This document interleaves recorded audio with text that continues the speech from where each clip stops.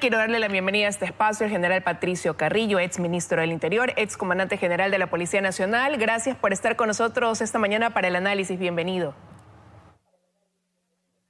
Muchas gracias, Liz, por la invitación. Un gusto siempre poder conversar con los ecuatorianos respecto de estos temas importantes. El gusto es nuestro, general. Y para analizar el impacto que tiene esta recaptura de Adolfo Macías Villamar, alias Fito, ¿qué implicaciones tiene para el gobierno? ¿Qué implicaciones tiene para el país, para estas estructuras criminales también? ¿Cuál es el mensaje que da el bloque de seguridad, ¿no? con esta recaptura de Fito?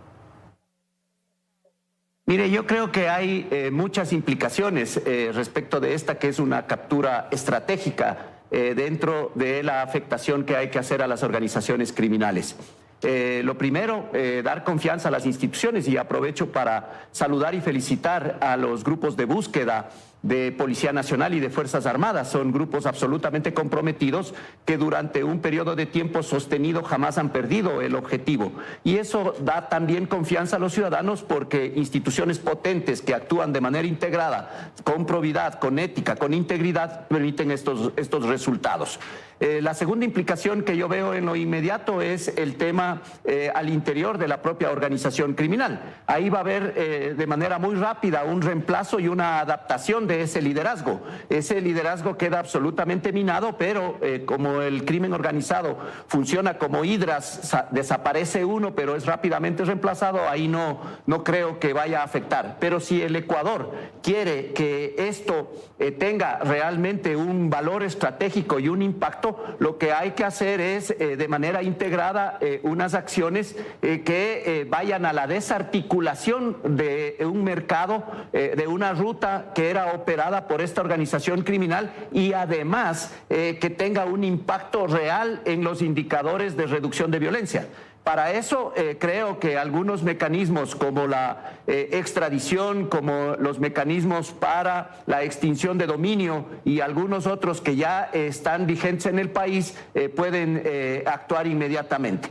Estos son, creo yo, algunas de las acciones. En la desarticulación de las organizaciones criminales y en la desarticulación de estos mercados criminales se necesita no avanzar muy rápido, pero sí con la firmeza que requiere. Ya tenemos aprendizajes. En el año 2022, cuando se le detuvo a alias Norero, ahí ya teníamos también una captura estratégica de un liderazgo. Y a partir de esa detención se destapó todo lo que ya vivimos en la corrupción y en la criminalización de la justicia y de la contratación pública. A partir de eso se dieron casos como Metástasis, Purga, Plaga, y se descubrió a actores políticos criminales dentro de las organizaciones, no solamente políticas, sino también dentro de las instituciones del Estado y dentro del sistema de justicia. Creo que desencriptar la información disponible, trabajar en la cooperación internacional con las agencias de inteligencia del mundo entero,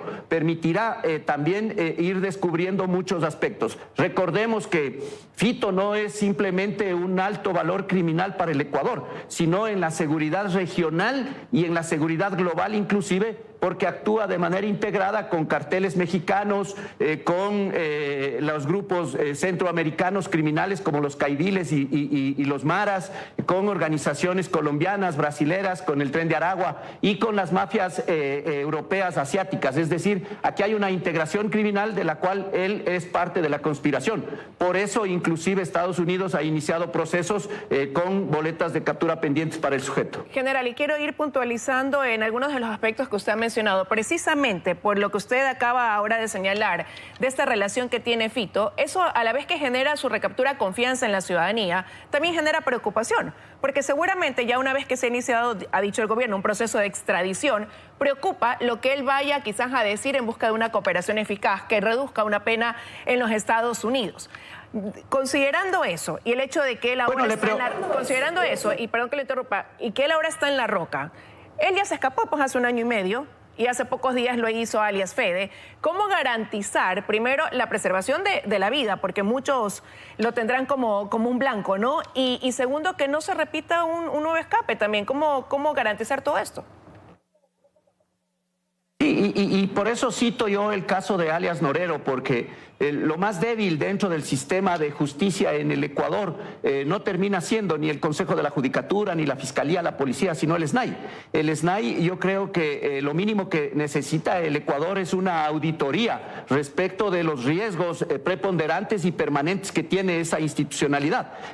Yo al menos identifico 4 riesgos. El primer riesgo es el riesgo de los amotinamientos que deriven en violencia contra los propios PPLs y terminen con la vida del mismo sujeto, como sucedió con alias Norero. Y luego ese caso queda también en impunidad, que creo que son temas que necesitan transparencia y una investigación absolutamente clara, porque alguien con mucho más poder político es el que les manda a silenciar. Aquí el código Omerta de las mafias italianas es el que funciona, no el código Arcana, que es más bien mantener un silencio estratégico para poder sacar adelante.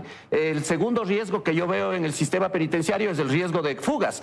Sin duda hay que fortalecer controles, hay que fortalecer con tecnología, hay que controlar los procesos y los procedimientos, y creo que ahí hay mucha deuda de la inteligencia penitenciaria y de la seguridad dinámica al interior de los centros. General. El tercero es que desde los centros penitenciarios continúen en las actividades delictivas, y el cuarto es que las organizaciones políticas manipulen a los presos para desestabilizar el país. Entonces estos riesgos necesitan planes de prevención, necesitan mecanismos políticos, y por eso insisto, no porque caminemos muy rápido los objetivos van a cumplirse, sino más bien unos pasos muy serenos, pero tranquilos, pero bien dados, bien pensados, bien analizados, de tal manera que tengan este impacto estratégico que estamos buscando. Pero las soluciones a los problemas que usted ha identificado tomarán tiempo. ¿Qué hacer en el corto plazo o inmediatamente para preservar la integridad física de alias Fito y por medio de él poder tener información valiosa también? Y por otro lado, no poner en riesgo quizás a quienes están ya dentro de otros pabellones o a quienes van a visitar precisamente a los privados de la libertad.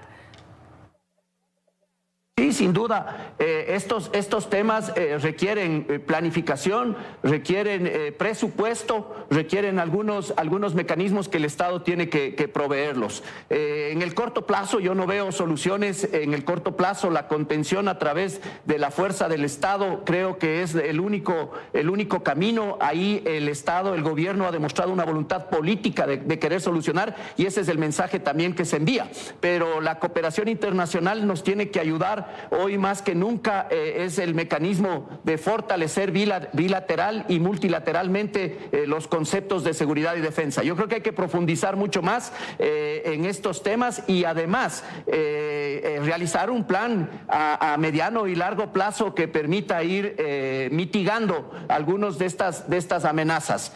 Para eso hay que reconstruir también nuestra democracia. Es la irracionalidad política de no podernos poner de acuerdo en cosas mínimas, y ante un problema tan grave, soluciones que deben nacer desde el debate en la Asamblea Nacional y con reformas. Yo creo que este tema de revisar la agenda de seguridad, yo vengo insistiendo muchas veces en este concepto de reformular la agenda de seguridad y replantear las políticas bajo conceptos diferentes. La seguridad es la condición básica, no solamente para garantizar la integridad de las personas, sino para la prosperidad colectiva y para el desarrollo del país. Entonces, hacia allá creo que se necesita un poco más de pensamiento estratégico, un poco más de pensamiento crítico, pero este es un gran avance sin duda, y es devolverle la confianza en esta percepción de impunidad y de corrupción que existe en los ecuatorianos. Ahora, el presidente Daniel Noboa señalaba que en esta recaptura de Fito ha sido importante el aporte de la ley de solidaridad, de la ley de inteligencia, pero ¿es realmente solo eso o qué cambió además? Porque las capacidades del Estado siguen siendo hoy por hoy las mismas de hace algún tiempo atrás. Sí, sin duda, pero no hay que desconocer que toda ley tiene varios propósitos, entre esos el mecanismo de disuasión, y esto sí disuade porque muchas de las personas que están cercanas a estos grandes capos de las organizaciones criminales ya sienten temor también de ser relacionados. Recuerde que por pertenencia ahora está tipificado ese delito, pueden ellos también ser procesados por crimen organizado y por terrorismo. Entonces ahí habrá muchos mecanismos de delación estratégica que serán favorables, para ir reduciendo el accionar. El crimen organizado y los mercados criminales como el narcotráfico, la minería, la trata de personas, el tráfico de armas no van a desaparecer, esos van a continuar. Es mucho más el número de consumidores de droga en el mundo, lo cual va a desestabilizar. Pero lo que tenemos que garantizar como sociedad es que las instituciones del Estado y los actores estatales no trabajen de la mano, no convivir con este tema. Se necesita hacia allá hacer los esfuerzos y ejercer el control adecuado. La ley además no solamente quiere cambiar alguna conducta, yo sé que es una ley dura, es una ley que casi roza con la inconstitucionalidad, pero son necesarias en estos momentos y creo que sí son mecanismos que van a ayudar, sí son mecanismos que están ayudando desde la disuasión y en este sentido, si se van corrigiendo conductas y se van mirando algunos indicadores positivos, pues nuevamente podremos regresar. Pero en estas condiciones algo hay que sacrificar como sociedad para poder garantizar lo principal, que es la vida, y para poder garantizar el desarrollo de todos en una convivencia pacífica. Pero mire el accionar de las otras instituciones. Por ejemplo, el búnker en el que encuentran esta vez a alias Fito. El municipio, ¿cuál es el rol del municipio para la aprobación de planos?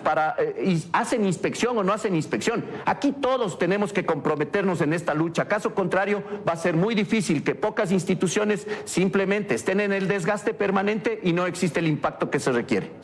Hace algún tiempo, y no digo, señalo claramente que este es el caso, pero decía el ministro del Interior que hay gobiernos autónomos descentralizados que estarían pues cooptados también por estos grupos criminales. Quedó en decir cuáles eran y todavía no lo ha hecho. Pero usted hace algunos minutos, general, también mencionó que la recaptura de Fito llevaría a una reorganización quizás al interior de la organización de los choneros. ¿Se daría esta reconfiguración del mapa criminal? ¿Debería considerar eso el gobierno o más bien se pudiera mantener el liderazgo al interior de la cárcel como lo han venido realizando, ¿no? Una vez que capturan estos cabecillas, ellos siguen moviendo los hilos desde donde están recluidos. Eso depende de las acciones que hagan las instituciones del Estado. Y yo creería que si van rompiendo los vínculos de alias Fito con el exterior y vínculos que tienen que ver especialmente con el manejo económico, del rendimiento económico que le dan los mercados ilegales, que es lo que le da poder al sujeto, esta cabeza rápidamente será reemplazada. Lo importante es que ya el sistema de inteligencia vaya detectando quiénes serían los potenciales sucesores de esas rutas, de esos mercados, y cómo nosotros a través de adecuados procesos de inteligencia, que no es otra cosa que la información disponible, analizarla y presentarla para la toma de decisiones. En ese sentido, yo creería que con la nueva ley sí vamos a tener un aporte mucho más favorable. El profesionalismo de las instituciones y el profesionalismo de los agentes especializados en esta materia nos permitirán. Yo confío mucho porque se ha desarrollado ya durante mucho tiempo, al menos el subsistema de inteligencia criminal en la policía tiene gente muy capaz y muy especializada. Quiero agradecerle, general, que haya estado esta mañana con nosotros dándonos su opinión sobre este tema. Muchas gracias, Liz. Un gusto. Buenos días. A usted siempre. Que tenga un buen día.